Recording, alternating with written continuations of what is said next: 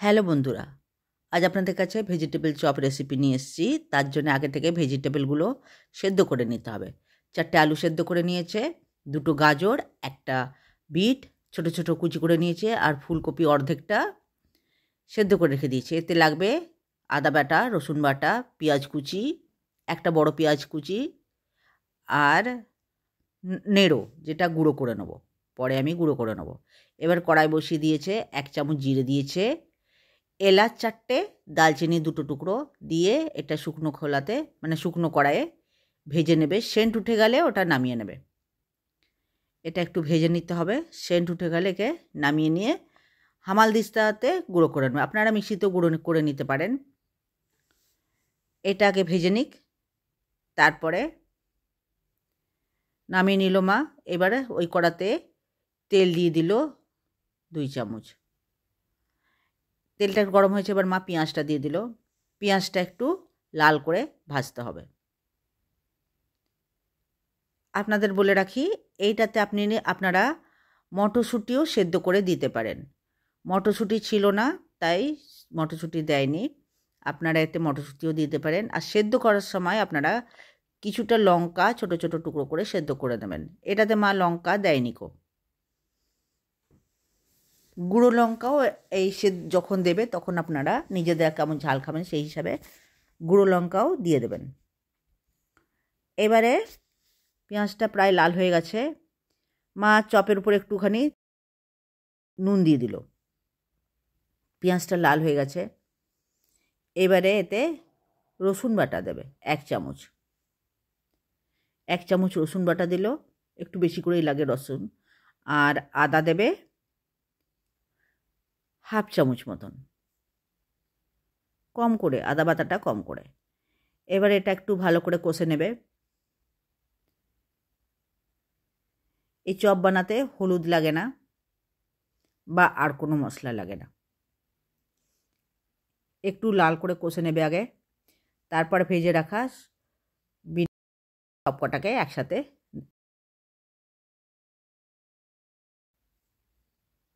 Bit, গাজর, copy সেদ্ধটা ঢেলে দেবে।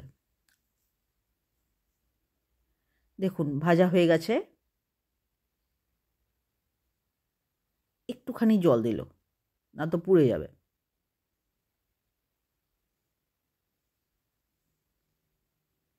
এবারে এই সেদ্ধ করে রাখা সমস্তগুলো দিয়ে দেবে এতে।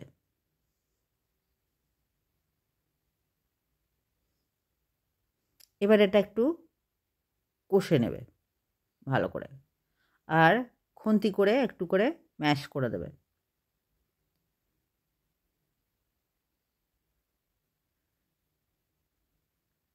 আপনারা আলু ম্যাশ করারটা দিয়েও ম্যাশ করে দিতে পারেন।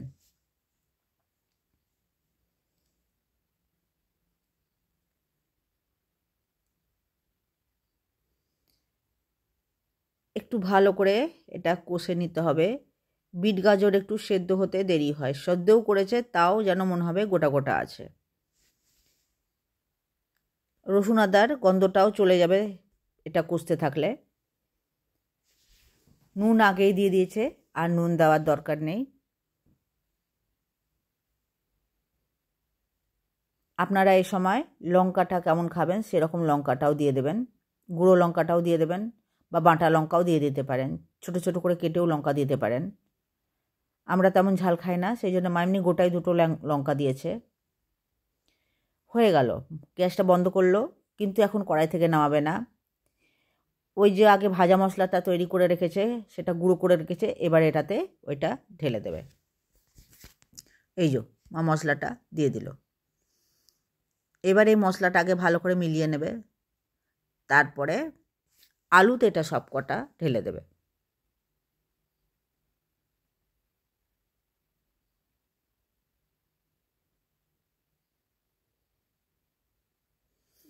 ভালো করে এটা মিশিয়ে নেবে। তারপরে আলুর উপর এটা সব মশলাটা ঢেলে দেবে।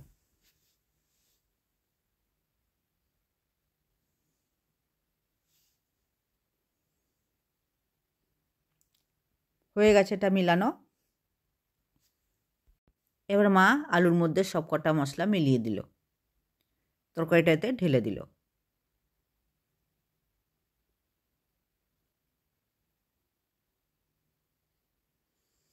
এবারে গরম আছে, সেই জন্যে একটা কাঁটা চামচ দিয়ে আগে মিক্সড করবে ভালো করে, কারণ খুব গরম আছে। আপনারা আলু মাখার ওই ম্যাশ করারটা দিয়েও ম্যাশ করে নিতে পারেন ভালো করে। তারপরে হাতে করে ভালো করে মাখাবে।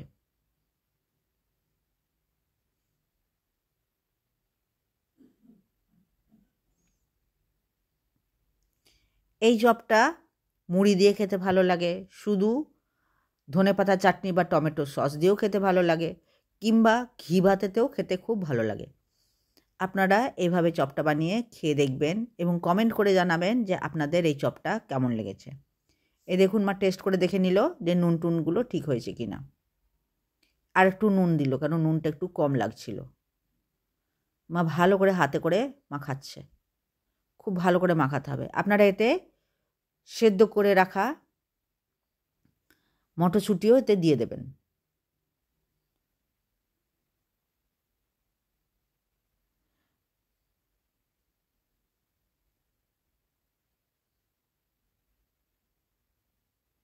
খুব ভালো করে মাখতে হবে, যেন গোটা গোটা নয়, তাও একটু একটু থেকে যায়, খারাপ লাগে না খেতে।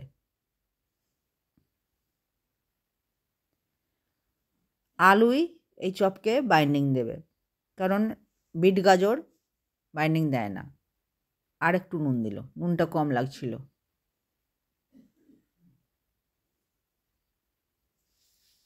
এটাতে চিনি দেওয়ার প্রয়োজন হয় না, চিনি দেবেন না।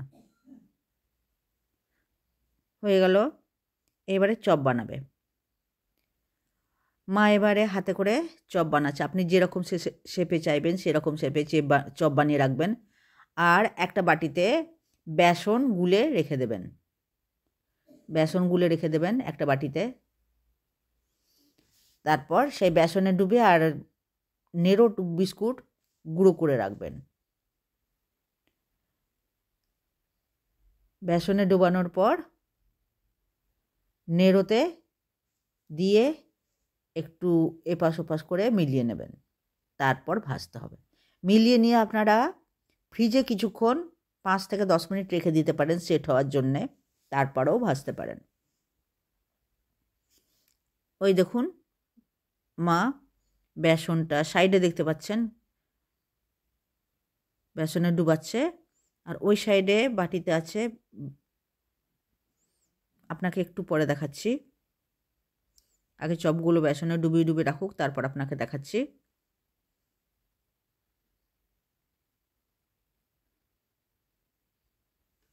মা সব কটা চপগুলোকে নিয়ে বেসনের গোলাতে ডুবাচ্ছে আর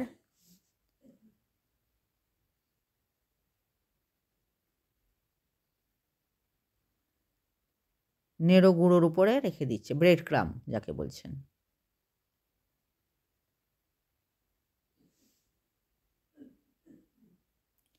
এই দেখুন, তার এবারে ওটাকে উল্টে পাল্টে ওকে ভালো করে লাগিয়ে নেবে গায়ে।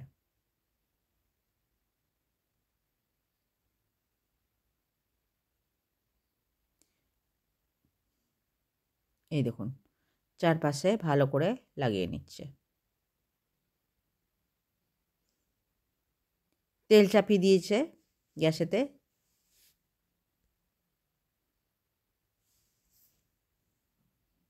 এবার একে একে ভাজতে দিয়ে দেবে সব কটা।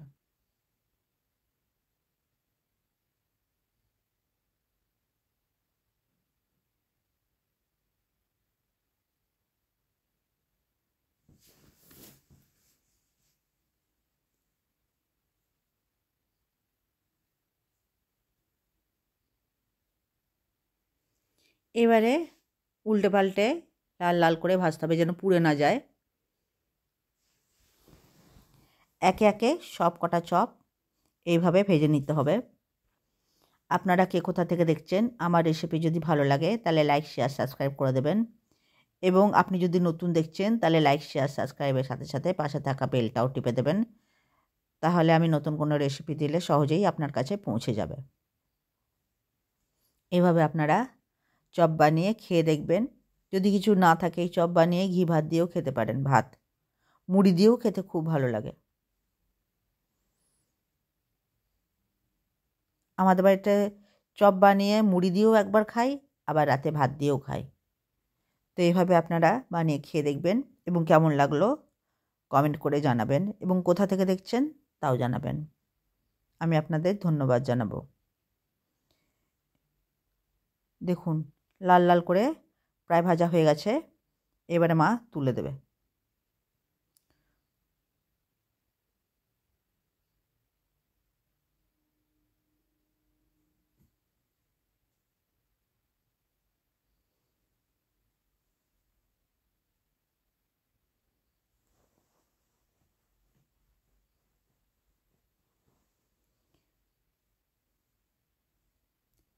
দেখুন লাল লাল হয়ে গেছে, এবারে মা তুলে দেবে।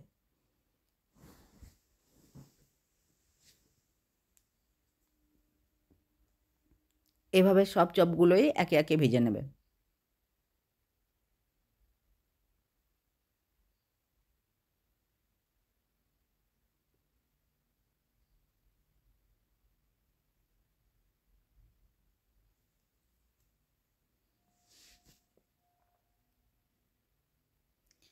আর একবার দিয়ে দিল,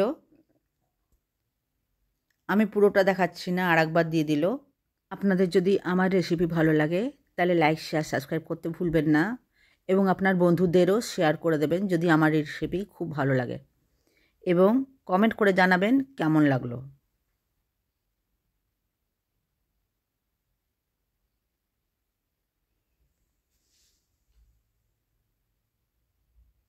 এই দেখুন ভাজা হয়ে গেছে, আপনারাও এরকম করে করে খেয়ে দেখবেন, কেমন লাগে আমায় জানাবেন। ভিডিও দেখার জন্য আপনাদের